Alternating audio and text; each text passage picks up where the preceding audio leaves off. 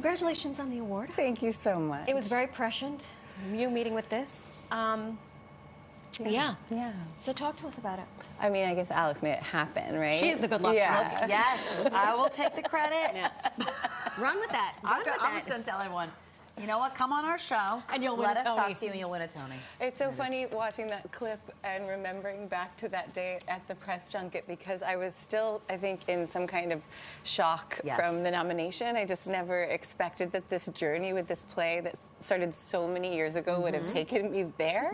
And now I'm sort of in a similar state of new shock from the win. I still kind of can't believe that it ended that way. It's kind of amazing. Yeah. It is amazing. It is so incredible just watching the journey from you being fresh off the nomination and now not as fresh, but pretty fresh off of winning. Yeah. I mean, ride that emotional high, the roller coaster. Yeah. Now, so the plan for this revival was not to go to Broadway. No. But tell us about how it eventually made its way to the Great White Way. Yeah, my journey with this play started almost 8 years ago when Annie Kaufman, our director, invited me to do a very informal reading of it in her living room. A year later, we did a production at the Goodman Theater in Chicago, which was wonderful, and we had this incredible cast and a great production, and then it took a number of years to get the New York production to happen. And when BAM was finally interested, and Annie and the producers, David Binder and everyone at BAM could line up Oscar and Rachel, we were ready to go. Yeah. But we thought that was it. That was the plan. We were going to do this limited run at BAM, which was, in some ways, it felt like the perfect theater, the perfect venue.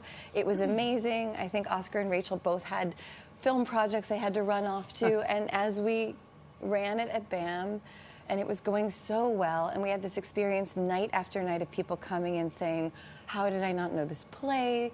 The brilliant Lauren Hansberry, undiscovered masterpiece, blah, blah, blah, right? We just were, I think everybody realized even more how special it was, what we had.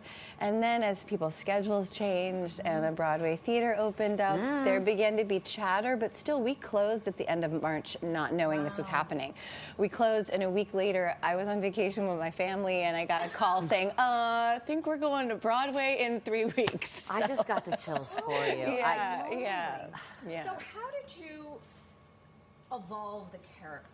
Did you make tweaks? Did you make changes? Is it the same character that we saw in Chicago or different? I think just being a little bit older and having lived more life. I had a great conversation with my director, with Annie, the other day, and she said something really beautiful to me, which was that she felt like it was already so great in Chicago, but there was something in returning to it that she saw me fully diving in without kind of putting any boundaries or safeguards around it, and I felt that way. Like, it's a really complicated character. She's deeply flawed, and to try to find the humanity there and to ask the audience to be empathetic towards someone who is a bigot is a really tricky proposition, and we realized this time working on it, the only way to do that successfully is to not shy away from any of the hard edges, any of the ugliness. You just got to do it. Yeah, you got to just fully. Yeah. I mean, it obviously worked. Right. Because. Well, I think that is the beauty of any narrative. Yes. Stage, book. When you can look at the person who's so gross at the beginning and at the end be like, oh, wow. Yeah. I understand you. Yeah. You did the thing. It's a testament to her right here. It's a testament to the acting chops on this one. Now, we mentioned that the show stars Rachel Brosnahan, but in addition to working alongside her here, you also got to share the screen in Marvelous Mrs. Maisel. I did a couple episodes over the course, but you know, I actually never got to be in a scene with Rachel. So, really? No, I was in the newsroom with Tony Shalhoub's storyline. Oh, yes. So Rachel and I met for the first time when we did a reading of this play, I think in 2021. Okay. At some point when we were thinking about BAM. And then this last season, I happened to be on set on the same day as Rachel, so we got to say, we're doing the play. Oh, yeah. That is so funny. Yeah, oh my God, I love like a little behind the scenes peek here. here. I know. As though your work is not tiring enough. You are a professor at Tisch. I hope you're charging extra now that you are a Tony winner. Well, I haven't renegotiated my contract for next year, so they better get those pens ready. Did you yourself study theater, and what is that like? I did. Not in undergrad. I studied Chinese language and literature. Of course, because why not? Why not? And that actually started in high school.